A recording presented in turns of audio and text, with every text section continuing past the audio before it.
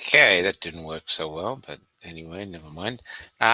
Welcome to my co-host, Damien. Now, tonight we're supposed to have Craig Backman, but he couldn't make it, so we're going to maybe postpone that to another thing. And instead, while I've been on the steps of Parliament for the last basically 2 weeks, I've met a lot of interesting people. But some that I've met is three very opinionated, very concerned, and very interesting Jewish women, and we're bringing them on tonight to talk about Israel and parallels in history and other stuff. And here we go. Here's Shoshana, and let's see if the girls work. Adelia and Ronit. Are you frozen, Adelia and Ronit? No. They're good. Good. Yeah. Thank you for coming we're on. Good. Hi, Damien. Hello. Hello, ladies. Thank you for having us. Hi, Michael. Hi, Meet Ronnie. Damien. Now, Hi, before we Damien. start, this Hello, woman. Damien. It's probably the only thing I'll get to say tonight, I guess. So, hello. Now, behind me, this woman is Abby. We had her on a little while ago, Abby Drummond, I think. Abby. Now, Abby was a teacher who came to one of the protests a little while ago, got us just to see what it was all about, got arrested by police quite aggressively, and has now become a basically organizes the people here on the steps, and is a thorn in the side of the authorities now, because they've made a stubborn activist, and I'm very proud to know her, and so I'm going to do a piece on her coming up. So she's there for now. So she's a very brave, very determined woman. And so here we are with three more. Now, before we get to Shoshana, Adelia, can you tell us something about yourself? So, hi everyone, and thank you for watching. I'm originally from Israel, so I came to Australia 20 years ago, and I served and lived the age of 20 in Israel. And by occupation, I'm a hypnotherapist. So I help people with anxiety, depression, weight loss, addictions. And I'm a mother of three, a beautiful man. And I'm quite concerned of what's happening now in Melbourne and all around the world, and particularly in Israel as well, because that's where all my family is from. Well, that's one of the interesting things to come on, because we had a big discussion on the steps today about Israel. Brian Gorda, where can I read the article about the doll? If you go to the Cafe Lockdown page, Brian, it wasn't an article, it was talk show radios. There was some minister was on Triple M and also 3AW, and someone did a recording of it and sent it to me, and it's on the Cafe Lockdown page if you scroll down. So everything we've been doing today is based on that. So I don't know if the government's testing the waters to see what the reaction will be, but it's pretty severe. Just get out of the way here. Right, Ronit. How about yourself? Tell me something about yourself. Yes, hi, Michael. Well, first of all, I just want to say it was really lovely to meet you today. We had a really nice discussion, so thank you for having us both on your show. Love watching your show. It's really, it gives us, so many times, during this period of time, you slip, you start to question yourself, you're doing the right thing, not doing the right thing, and then, you listen to and the people that come into your show, and it just gives you a whole new leash on life, and you just get inspired again, and you just know that you just got to keep at it, keep going. So, so just a bit about myself. So I was born here in Melbourne, Australia. I am the daughter of a survivor. Dad came to Australia.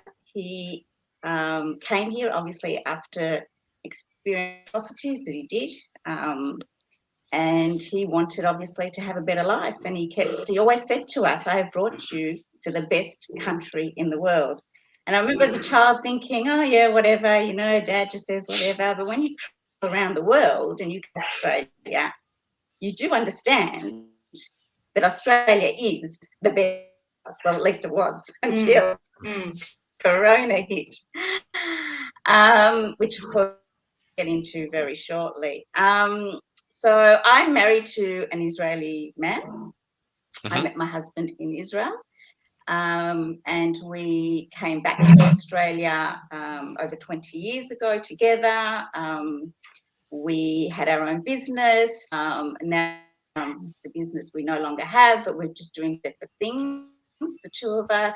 We also have 3 beautiful children. And just like Odelia said, we are very, very concerned about where Australia is headed, what's going to happen, especially, of course, if this new legislation gets voted in. And we're just here to obviously have a voice, express our concerns, and talk to as many people as possible, because, you know, we're all in this together and it's going to affect us all one way or another. I agree. And Shoshana, yourself? Okay. Hi. Thank you very much for asking me to come on. And I am American born, but I'm here since 97. I'm married an Australian. And I am a grandmother, a mother and a grandmother, and a business owner and a freelance writer. And I've been an activist ever since this all started back in March 2020 when I smelled a rotten fish. And I speak and I write and I try to, I just speak truth to power. And I feel as if we're flirting with totalitarianism right now.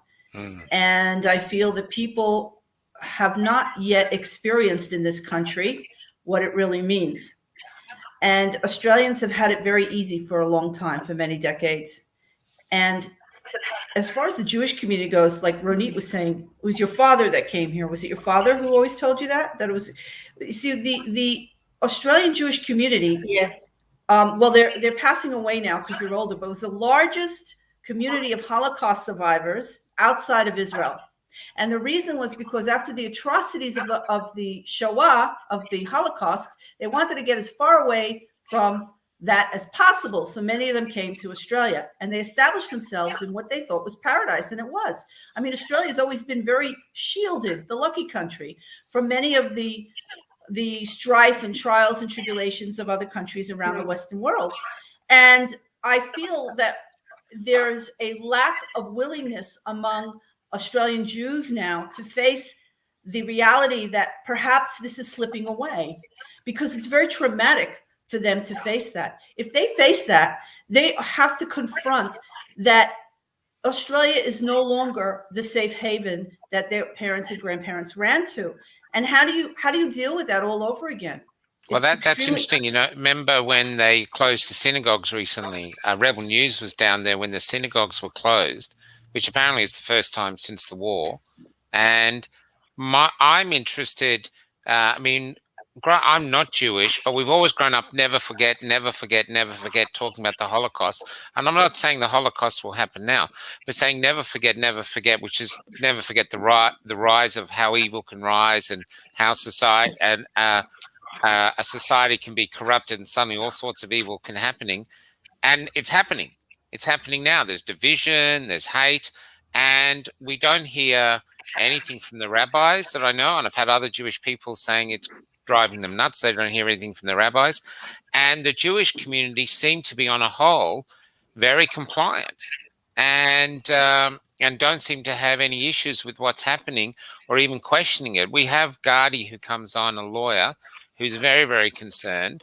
But the law establishment has come out now talking about this new bill, saying that it's, they're referring it to Nazi times, to how the powers are in it. I thought that would raise red flags throughout the Jewish community like crazy.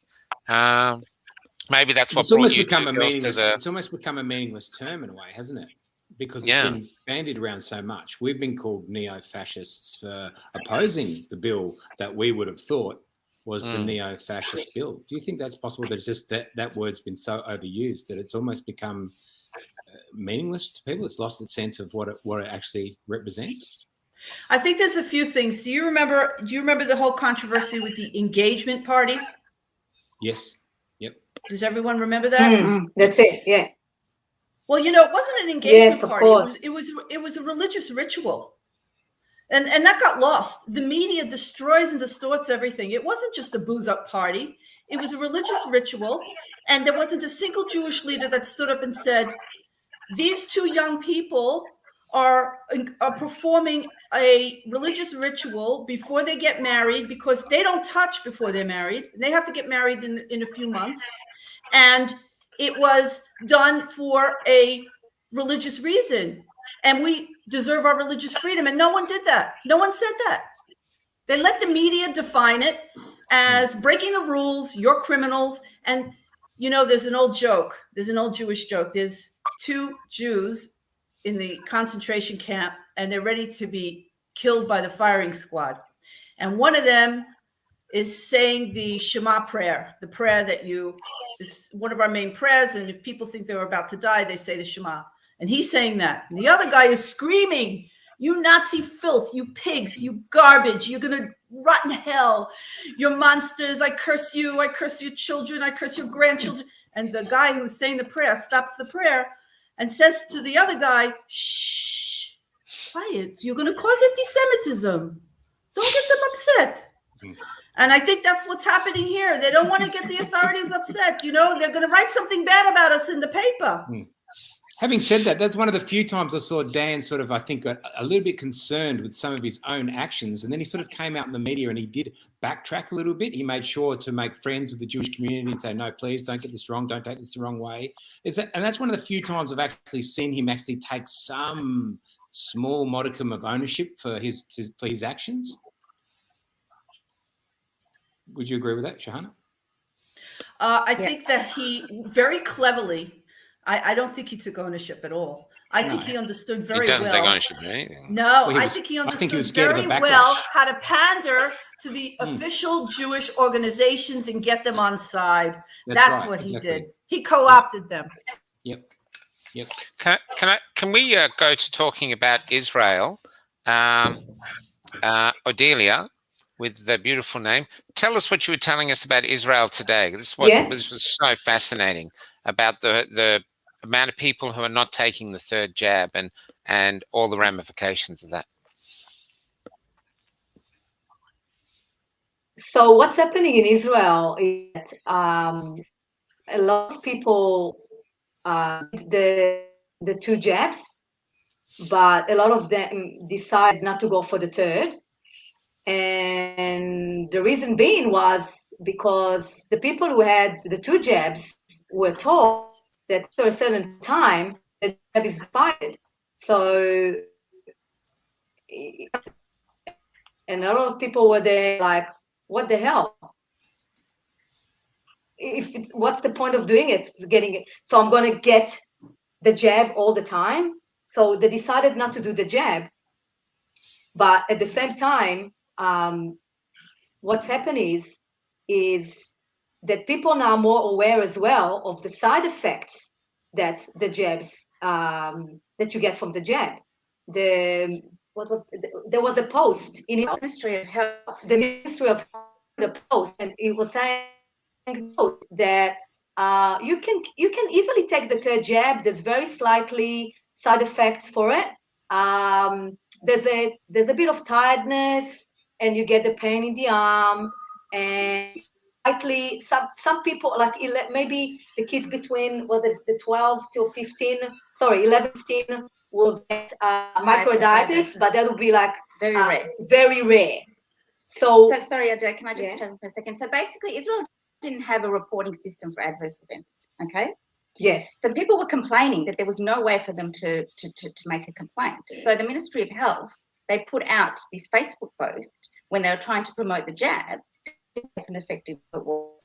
And any side effects that actually happened were actually very, very, very rare. And then they mentioned those few, like as Adele just mentioned, myocarditis, a bit of pain in the arm, etc. When they put up that post, within straight away, they received 25,000 comments of side effects from people. And severe side effects, fainting or, To which then the Ministry of Health went and deleted most of those comments. Deleted like one of them. Wow. Just to shut people up. Enough, a lot of I'm people not screenshotting laughing the because it's comments. funny. I'm laughing So because you it's have the amazing. It's unbelievable. It's disturbing. It's disturbing. It's very. It's outrageous. It's outrageous. But then again, even in Israel, like Israel is the model, I guess, that we need to look at, because they are advanced as far as we go, as far as the vaccinations are concerned. So if we look there, we can kind of really see what's going to happen here. And sadly, everything that's happened in Israel and everything that's happened here, okay, is pretty one-on-one. It's very much in an alignment. It's like the same sort of, you know. Yeah. So so they're now starting to even talk about the fourth jab. It is very, very concerning. So people, the first and second No, jab. they already started the fourth. Yeah. So people have taken the first and second jab. Okay, they felt great. They now went back into society. Things were, so to speak, back to normal. Okay, but then they got told if they weren't going to take the booster shot, they would be considered unvaccinated. So when they speak in the media, for example, and saying people unvaccinated were sick with COVID in the hospital, unvaccinated considering the two jabs for them. They actually say that as well. So sorry, are you breaking up a bit? You're breaking up a bit. So yeah, the connection's pretty bad. I wonder, can you hear us now? Do you have iPhones or good phones? So I wonder if you could maybe try and come back on with your phones, because the laptop seems to be just lagging. We seem to be losing a lot of stuff. Okay. Yep. Yeah. We have an iPhone. Yeah. Let's just see if that works better. Okay. But from what I heard, is you're saying people have had double jabs. Now that this is the third booster, the people have had double jabs are considered unvaccinated. So when they say there's all these people in hospital with COVID who are unvaccinated, they actually are vaccinated. They've had two jabs, but they're referring to them as being unvaccinated. That's the truth. Because it's all about status, vaccination status. That is absolutely diabolically devious. That's the way that they play diabolical. The way they play with words and statistics, it's unbelievable. It's so clever. They're very clever. Word salad. You have to give them that. It's all word salad. Yeah. Yes. Yeah. Because it's amazing to think that you two girls are sharing the same screen. A week ago, you would have been breaking the law for sitting there together like that. That would have been a punishable offence. And none of these new measures that Daniel Andrews is trying to introduce, it will be again. The funniest part is 100%. Yeah, but look at this. What happened this week? I went to Sorrento on Melbourne, right? It seems like the virus and there's also thing in Sorrento on top of each other. And what's happened to the virus? It's gone. And for people complying to whatever the government telling them here. So it's like there's no virus, no masks. People can be on top of each other on the beach. I just could not believe it. More cases than we've ever had, and suddenly. But back to Israel. Even the unvaccinated are allowed out. Yeah, but back to Israel. See here? Can you see us here? We can see you. The sound's terrible. Michael, I think you've muted yourself. Mate. If I could jump in. I think one of the reasons the Australian Jewish community is so compliant is because they're very Zionistic. Can you hear me? Yes, I can hear you. Yeah, the Australian Jewish. That's much better. That's much better. Much better. Much better. So as I was saying, the Australian Jewish community is very Zionistic, and they have a tremendous connection to Israel. Now. How I see it, I'm not Israeli. I'm a Jew who lives outside of Israel. But how I see it is that, in general, our generation of Jews feels very loyal and connected to Israel, even if we don't always agree with the Israeli government, because to us, Israel is our homeland. It's our protector. We can always go there if we're in trouble. We can live there as citizens. We're proud of Israel and all its accomplishments. And the Israeli government will go to the ends of the world to destroy terrorists who kill Jews. We've seen that throughout history. So we have a tremendous loyalty and a tremendous connection to the Israeli government. And not only that, they're unbelievable in technology. They have unbelievable medical technology. So people have a tremendous faith in the Israeli technology and the Israeli medicine. We have the most incredible scientists that come out of Israel. Israel's known for that throughout the world. So when the Israeli Ministry of Health and their doctors say something, who's going to question that? I mean, Israelis wouldn't hurt us. They wouldn't hurt Jewish children. This is what goes through people's minds. So the Israeli, if they have a question or they start to doubt, they think, well, the Israeli government wouldn't do that because, it's too out of their. They can't even imagine that they would be so corrupted. Yeah, well, that's the same for us. But it's the same here. It's the same here. But the problem with traveling is, and I found it's too easy because I'm from Israel, so I had a lot of adversity. I've been through bombing and really scary shit, right? Here, it was too good to be true. So when shit happens, people don't know how to deal with it and how to handle it. And I think that's the problem here as well. Because you don't have any adversity or you don't dealt with any drama or tragedy in your life. You just, when shit happens, you don't know how to handle it. So the easy way is just to close your eyes and pretend it's not existing. And that's what people are doing here. Well, I just want to say that there was, I don't know if you ladies know about this, but there was a Beis Din, which was a Jewish court. And they, for hours, listened to big experts like Dr. Robert Malone and Dr. Zelenko. You heard about it. And they put out a decision. I had it on my phone. I was going to read part of it anyway. So there were 3 rabbis, which constitutes a Jewish court. And they're very learned judges, and they're very well respected throughout the world. And they had in New York a Zoom where they had an 8-hour, they listened to all these experts. Dr. Robert Malone was there, and Dr. Ruby was there, and Dr. Christine Northrup, all of these people who've been making warnings all over the world.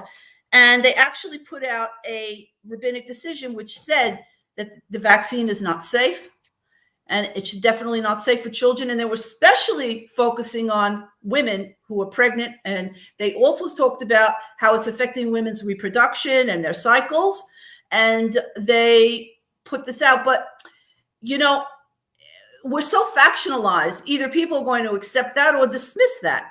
But unfortunately, here in Australia, the rabbis have not done their due diligence. As far as I can tell, none of them have actually researched. I don't think they read an article. I don't think they listened to it. They just did what the government said. They're locked up with that. There's no questioning. Can I tell a little story about what happened with me when this all started? Okay, so I had a particular rabbi that I was very friends with, very close with. And when this was all starting, he was making these decisions and closing everything. And I couldn't understand they were doing lockdown. And I just thought to myself, instinctually, lockdowns are going to kill people. I mean, think about it when you stop an economy, right? So having discussion with this person who I'm close with for over 20 years, and he's a big rabbi, he's a very intellectual person. And I said to him, I don't think lockdowns are going to help. They're going to kill more people in the end than this virus. And he said, that's Nazism. That's what he said to me. What? And it just got worse from there. What is going on with these people? You can't talk to them. Yeah, no, it's You're mute, Michael. No. You're mute. So there are rabbis around the world. There's rabbis in Israel. There's rabbis in America. There's rabbis around the world who are speaking out. But in Australia, so far, I don't think there is one. So, Shoshana, just out of a question, now that the rabbinical court have put out this statement or this judgment or whatever, how do you think it's going to affect the rabbis all over the world, especially, I guess, in Israel, okay, now that they've come out saying what they're saying? It's a very big question. I don't think I'm capable of answering it. I know we're very divided. You'll have some factions that will go with that, and other factions will go with, another opinion. There are religious leaders, I think, across the board are failing us. I don't see other religious leaders also. Yeah. So I don't think it's just the Jewish. you know? Yeah, we've really struggled to get religious leaders on this show. We've tried. We had one Catholic priest that's come on, and there was a guy who went to a Baptist church. He wasn't actually the leader of the church, the pastor, but he came on for a while. But it's been very difficult trying to reach anyone of any ecclesiastical authority. It really has. Yeah. They're scared. They're all scared. And they're also just scared of their position. They're scared of losing the position that they've... It's almost like this thing of the elites against the people across the board, whatever it is. If you want to climb the corporate ladder, then you're not going to say anything.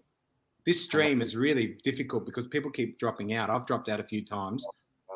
I can't hear you girls at the moment, and I can't hear Michael. It's just Shoshana and I, as far as I'm concerned at the moment. That's that. Oh yeah, I don't hear you. Yeah, it's good. I'm muted. I hear Michael. I got Michael. Can you hear me? Oh, yeah. Great. Yeah. I don't know. Maybe Dutton is playing his little games. I don't know. There's a... But I just wanted to ask, especially of the younger women, what do you think it is about critical thinking why no one seems to be able to critically think? I mean, Shoshana is doing it beautifully, and you girls did it beautifully on the Shrine Steps. But why are so many other people unable to do it? I mean, I know Damien got attacked the other night, and some guys just saying, "Just get jabbed, just get jabbed." That's all they say. You can't actually discuss. I'll tell you what, Michael, I spoke to a friend who was apparently, she's done the 2 jabs, and she just recently been awake, so to speak. And she was telling me, Odelia, look, I can tell you my point of view. When I was asleep, I want my husband to tell me that I didn't want to hear it. I think we have to be. Can't see us? Can you hear us? Yeah, it's sad. We should. Sorry, it's. Chetzi.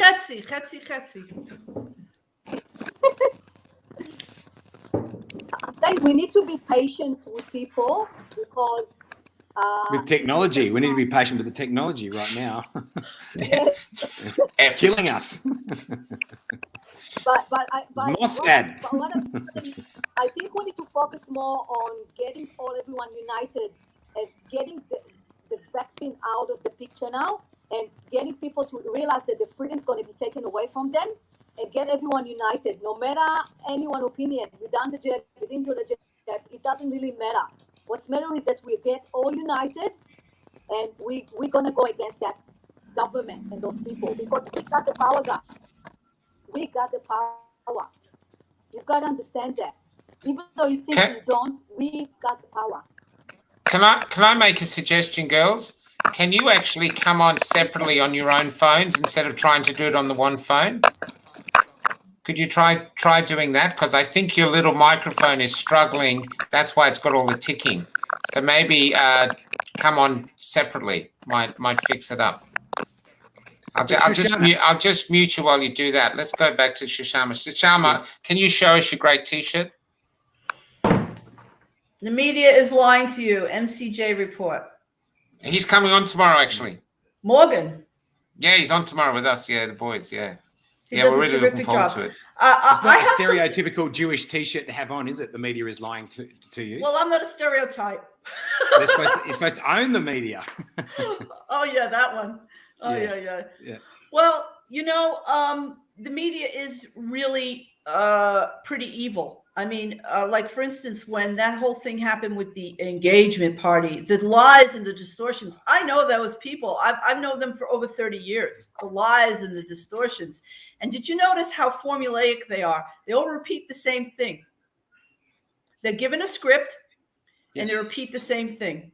Yeah. So it's true. We have to have patience with people. That's true. On the other hand, don't bang your head against the wall. It hurts. We don't need everyone. We just need enough people. And I've heard that's about 10%. Is that right, Shoshana? Would you say 10%? Yeah. Okay. Well, someone the other day said 3%, and I thought, they're lowering it down. Yeah, that's more likely. Out of desperation. 10% is still a lot of people. There's over 2 million people over. Yeah, that's right. I think Let's see if this works. I think there's a few things we lack as a movement. And I think some of the things we lack as a movement is, do we have an extra person in here now? No, they've split No, up. they're coming in on another phone. Yeah. I think that as a movement, They won't split up. I think we have to start writing down our ideology. We have to come up with our demands. What is it we want? You can run around and scream it's broken, but how are you going to fix it? Yes. What are you going to do to make it better? So one of the things that I notice as an American is that that's it. There doesn't seem to be.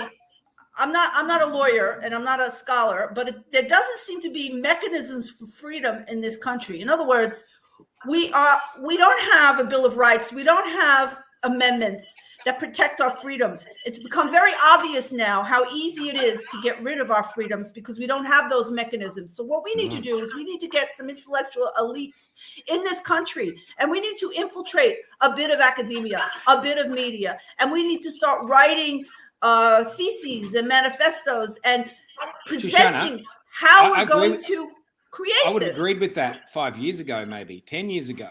Do you think it's too late for that now? What institution's going to endorse that sort of intellectual exercise? Well, what we have to do is we have to start amongst ourselves first. We have to start formulating amongst ourselves first. Who are we? How do we define our movement? What do we believe in? What are our goals? What are our demands? And I don't think it's too late, actually. I mean, it is late. That's it. You're just talking you're just talking discussion. Yeah. I mean, we get on all these separate alternative medias, and we complain a lot about how horrible things are. And we go and we march and all of this, but we need some coherence. We need a coherent, what is the message of our movement? We need what are the 10 messages of our movement? You know, is that possible? Is that possible in such a multicultural society? Is that what our letdown is? Because with Israel, it's a homogeneous community, so no, that gives it a really strength. No, it isn't. It's not at all. No, Israel. How many political parties in Israel? Oh, I don't know anything about Israel. The girls will know. Israel's not homogeneous at all. We've got the religious. We've got all kinds of religious. We've got people from all over the world. We've got all kinds. But no.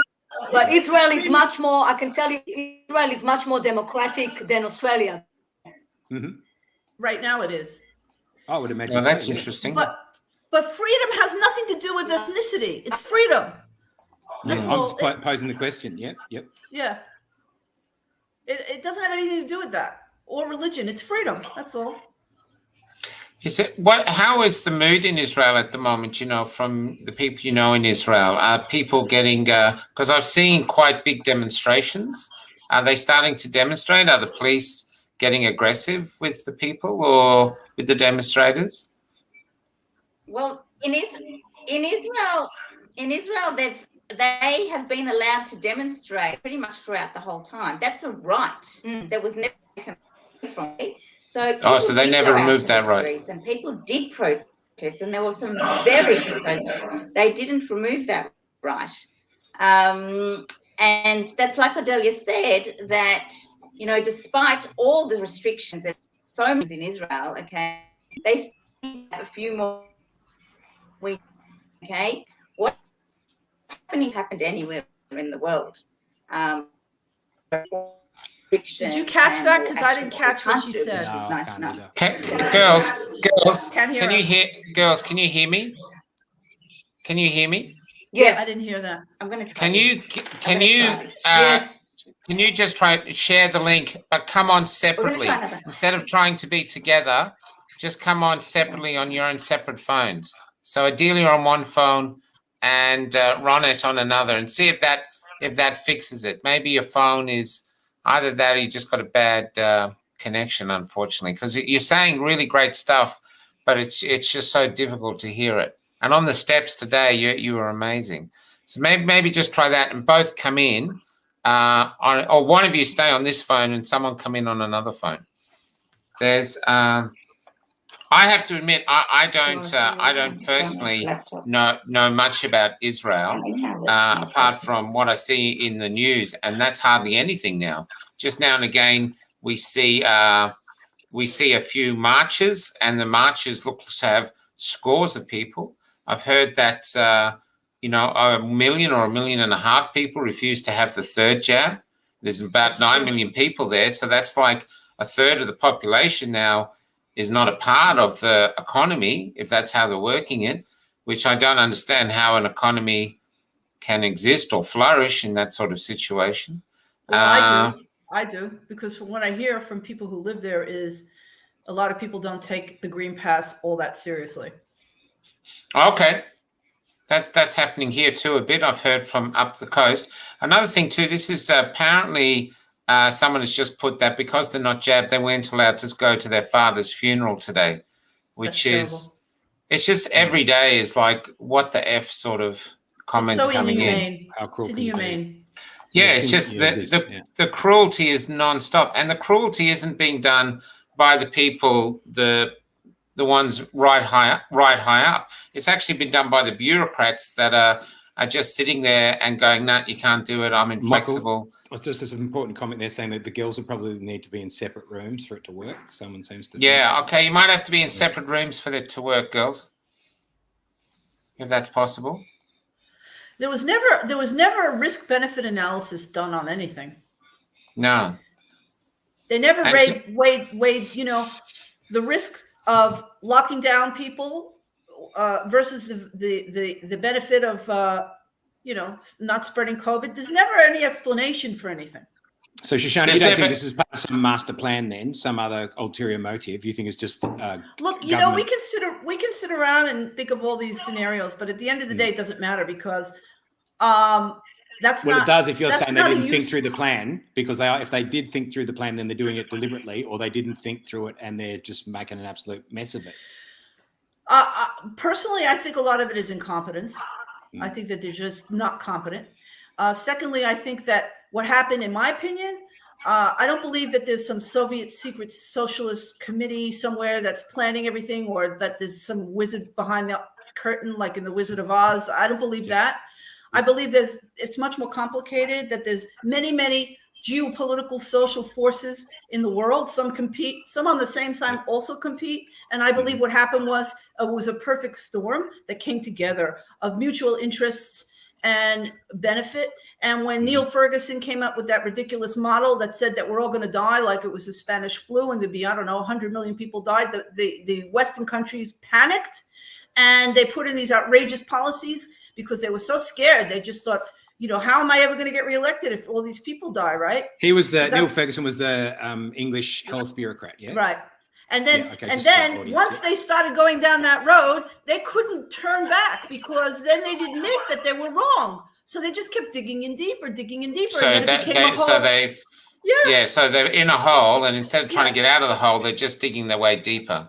Okay, let's see how we sound now. Yeah. Odelia, just come a bit closer to the camera and see if that's better. Yes, can you hear me? Yes, well, we can hear you. To vax mandates to healthcare workers. Do you see that? Yeah, Canada. So we're hoping that's true. Canada has just stopped all vax mandates to healthcare workers. Load of exclamation marks. I'm hoping that's true. Adelia, tell us something more about Israel. You were saying that there's on the steps today and the craziness about it. So kids at the moment still don't. Kids actually wearing masks at the classes at school. But in regards to mandate, there's no mandate. But saying that, if you are over 16 and haven't been vaccinated, you're going to be shame and blame. So kids who are being vaccinated, going to point the finger on the kids who are vaccinated and really do a social full-on shame and blame. In regards to getting out of the country in comparison to here, in Israel, you can, even if you're unvaccinated, you can go to different countries. You just need to do the PCR test and you need to get isolated. So here you can't even get out of your state. I mean, over there, even back in, you could, Yeah. We're only allowed to go to the regions now since Friday. Before that, we weren't even allowed to travel to regional Victoria. That's right. Rennet, have you seen? That's right. And they had lockdowns.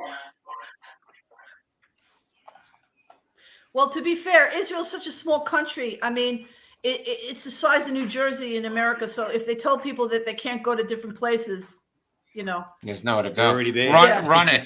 Run it. I was told today by a friend that what's happening now too is that children who are unvaccinated for whatever reason, when they're having birthday parties now, one of the prerequisite of birthday parties is you have to be vaccinated.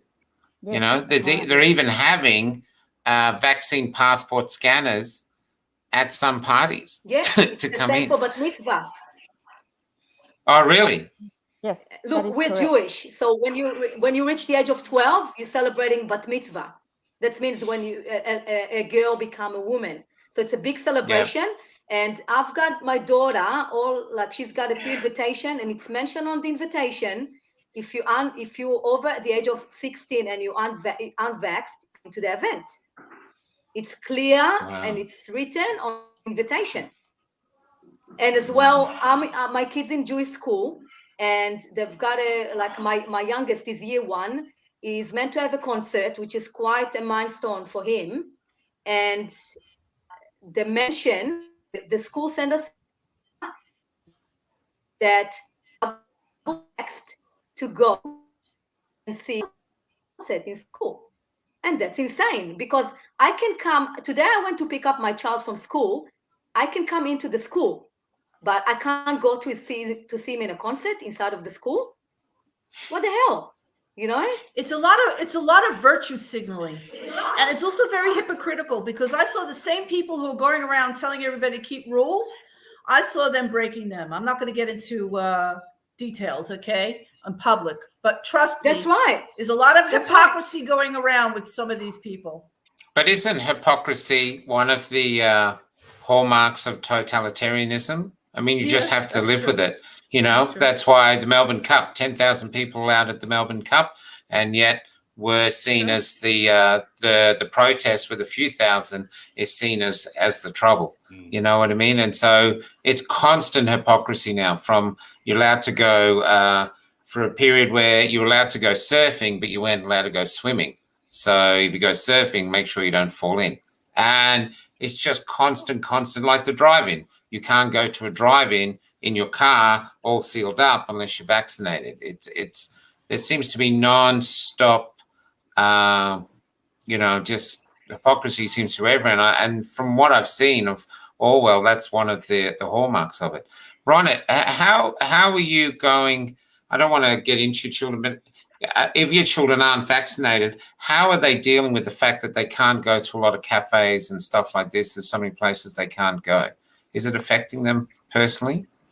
Okay, so in regards to the children, I mean, a lot of the children, sadly, are vaccinated, either because their parents believe in the vaccine, or simply because they're teenagers or young adults and they want their life back. So, it is really understandable why these kids are rushing out to get the vaccine. I mean, they can't play sport. This is something they would, they're accustomed to every weekend to go and play their sports. If they're not vaccinated, they can't be a part of that. Now, because we've only just now opened, sadly, the kids that haven't taken the vaccine are only now really starting to feel that effect, because they cannot enter, as you said, a restaurant or the sports that are starting. That's the cruelty, more cruelty of it, isn't it? Like, even after 2 years basically of being locked down and shut out along with everybody else, now you're going to get extra for this choice you've chosen, especially to children. Yeah, it's very difficult. It's very, very, very sad. And the question is, what's happening from this? I mean, leaving the vaccine aside, whether it's good or it isn't good, it's the whole notion of how we've changed as a society now, that everywhere we go, we have to show papers. We have to identify ourselves.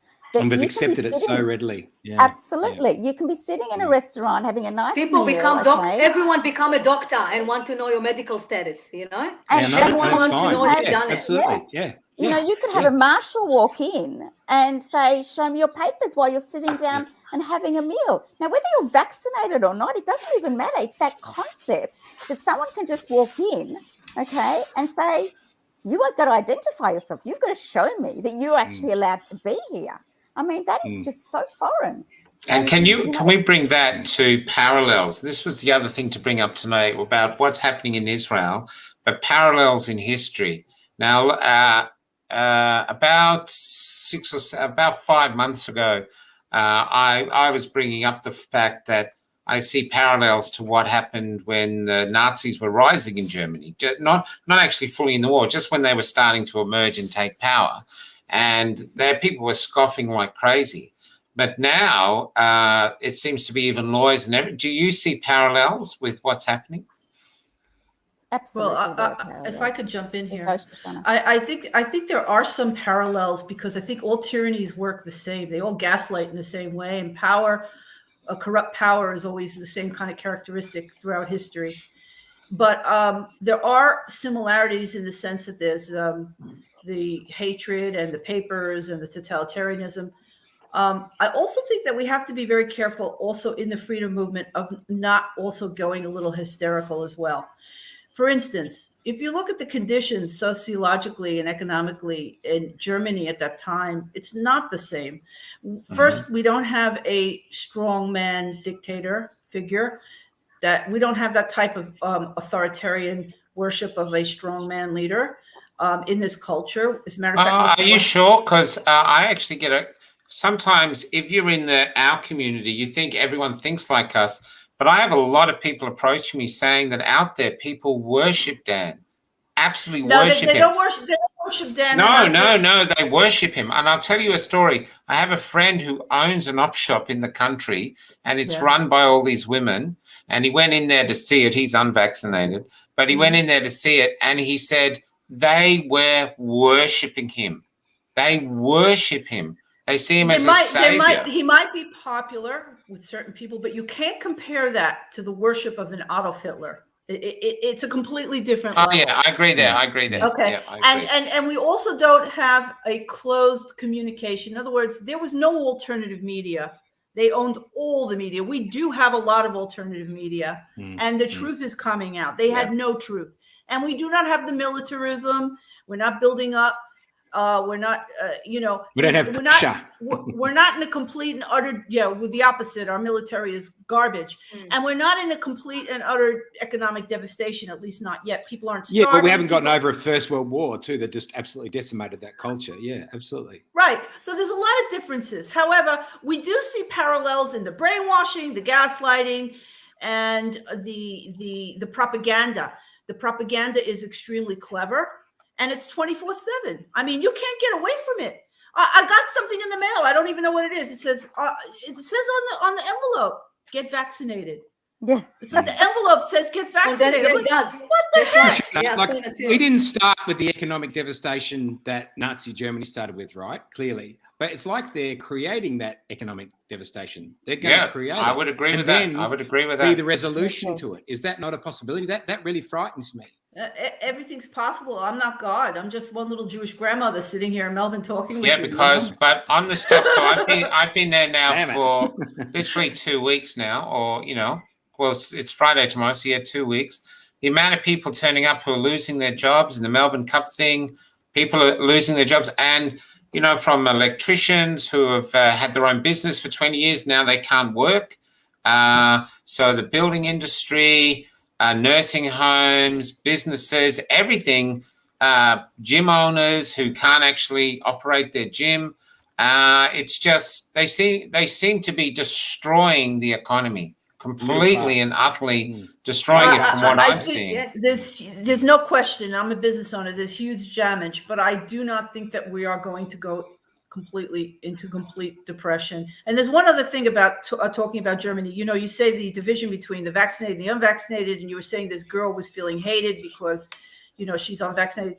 Yes, there is this animosity and this division and this hatred. However, you cannot compare that to the hatred of Jews in Europe at that time. I mean, the anti-Semitism in Europe existed for 1,000 years. Okay. Yeah. So, I agree with that. It was a big thing. We're unvaccinated. They're going to want to take us to camps and kill us because we're unvaccinated. I just don't see that it's the same. No. What I'm saying is that there's some But that way they similarities, get but we have treatment. to have some But balance. Shoshana, it's interesting. Yeah, but No, you I don't cut out know. of them. There were a group of Holocaust survivors that there's a guy, a lawyer, an Israeli one from Holland, and he was reading a letter. Did you hear the letter that was coming up from the Holocaust survivors? So they pretty much was saying that whatever we're going through now, it's like they're going to deja vu. So it's like Mengele back in the it was experiment on kids.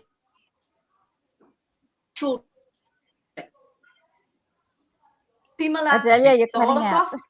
I think it is, because if a Holocaust survivor is coming and saying it's like a deja vu for us, that sums it up. That says it all. You know what I mean? And I have heard other Jews saying that too. We are in a war. This is a war, you know? Yeah. So Adelia, having said that, this is how does this that mother, that Jewish war. mother, people need to wake up. You know, when that Jewish mother's writing out those invitations to the bar mitzvah, and she writes only the double vaccinated can come. How is that even possible, given that historical context? That because she terrified. has to be aware of. She thinks she thinks COVID is going to kill people. Being hypnotized and manipulated. Yeah, she thinks COVID is going to kill people. She's running by fear. She doesn't run by. There's no critical thinking there. It's fear. Well, today I did I did a rant. It's pure fear, you know. Yeah. I did a rant today saying Australia's at war, which has been going off, and basically because 3AW and Triple M, there was a talk back. There was a minister on there, a Christian minister but you know, a minister of the government, but he's from a Christian background, talking how they're going to cut off any social security to unvaccinated people. They're already. But that's what they were saying. They were saying they were going to do it. They absolutely came out on all the radio stations and said they were going to do it. I believe they were testing the water to see the reaction.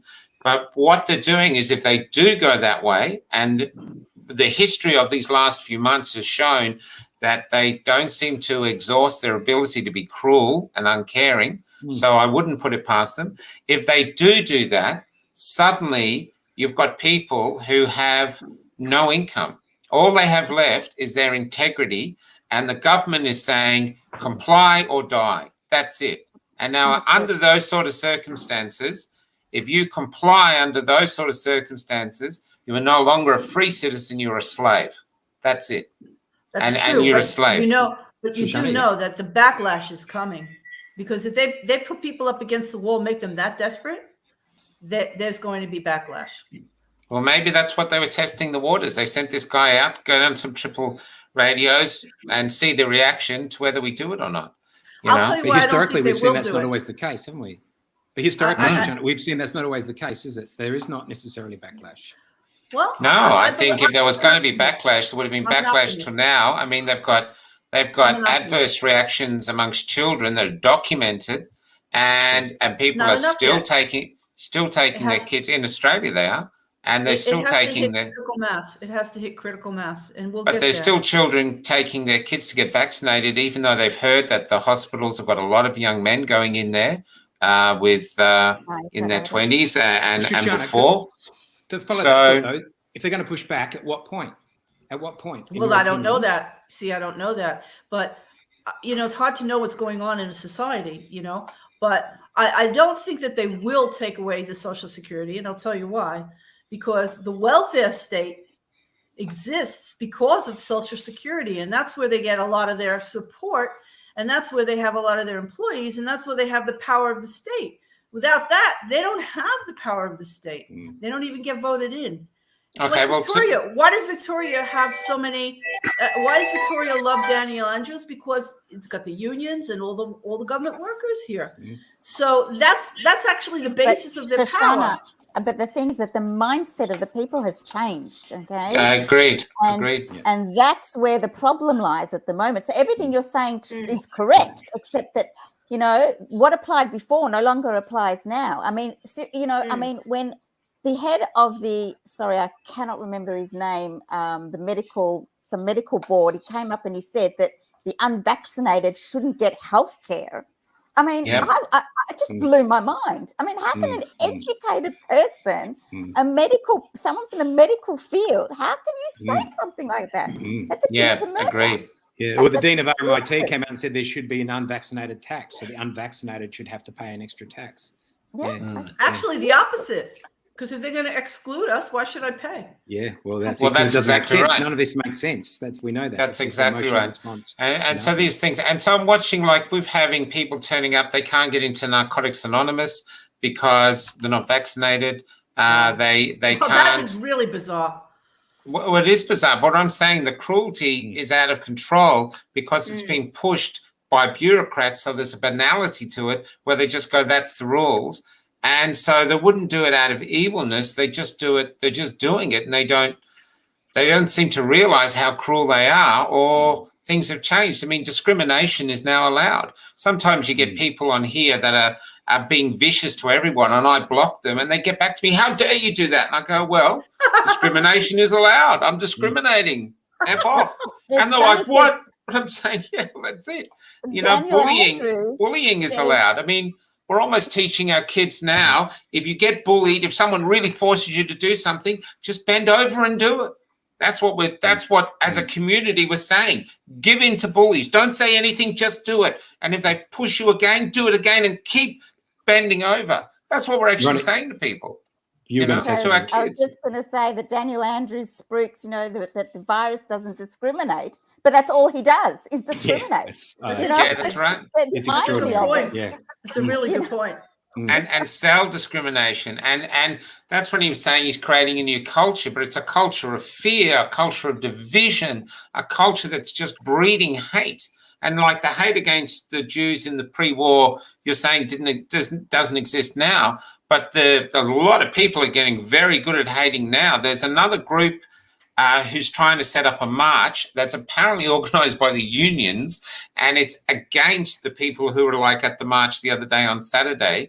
And if you go to that page, apparently it's just full of hate all the way down, absolute hate, calling for deaths of people, and this just absolute hate. So that hate is coming, and it's been fed, and it's been fed by our government. That's why, Michael, that's why it's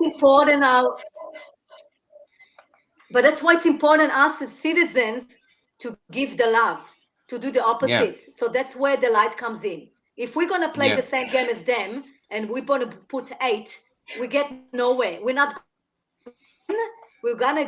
get the love. We gotta show the love even for the people who are vaccinated that shows hate on us, because that's the only way to get in and to win it.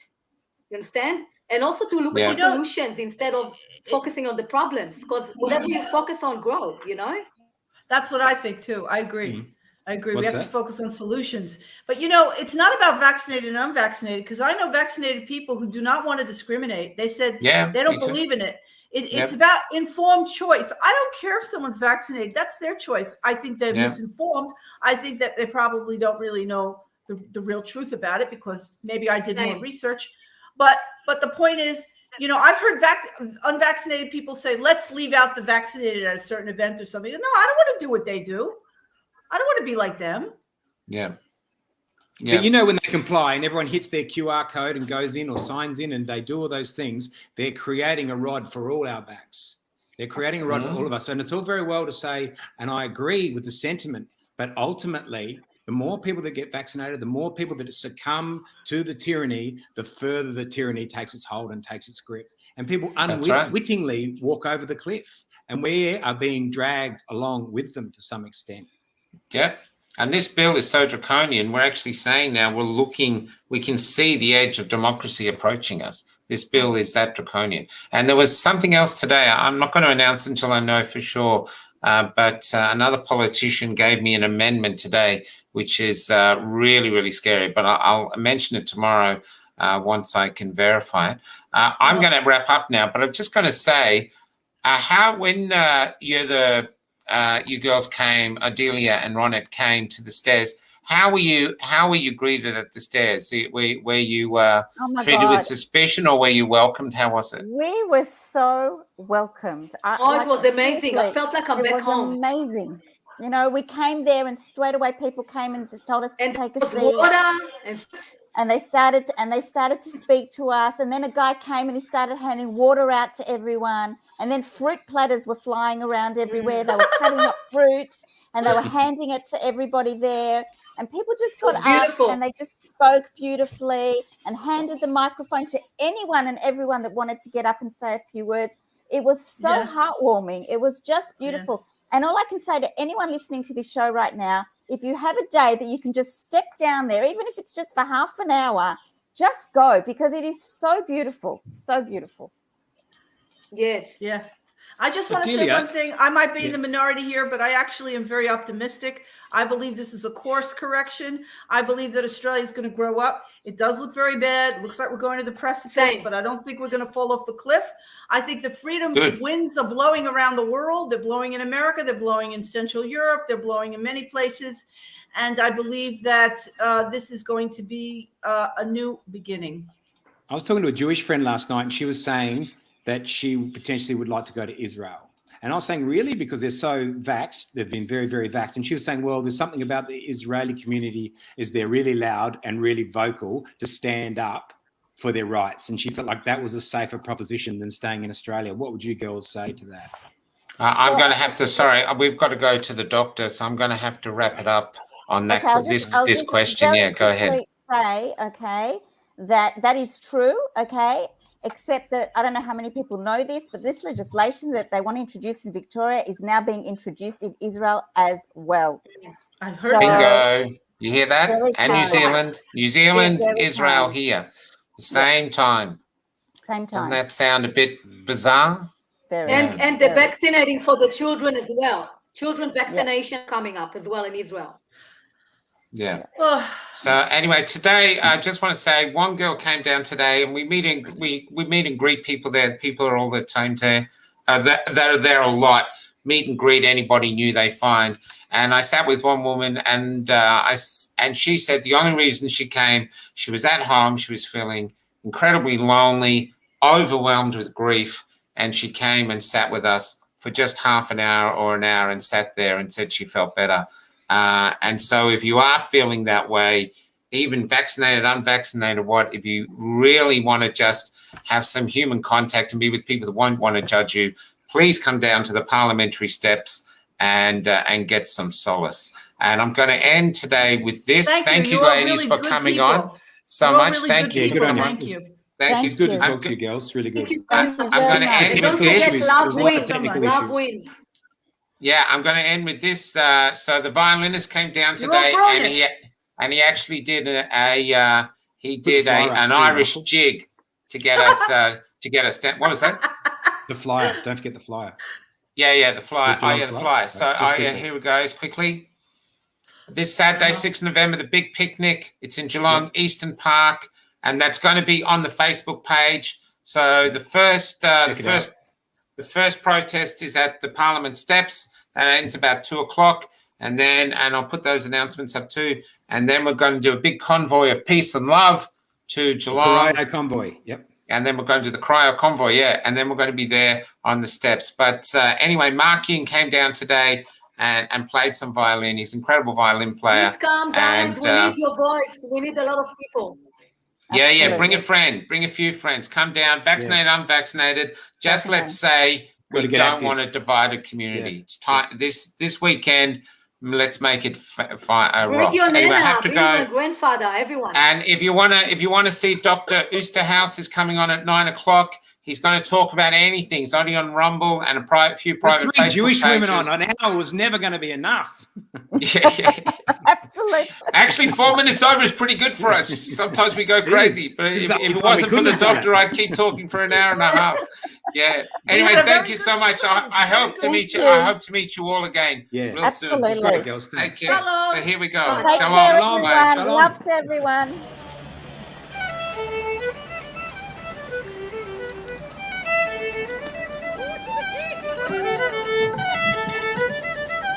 Thank you.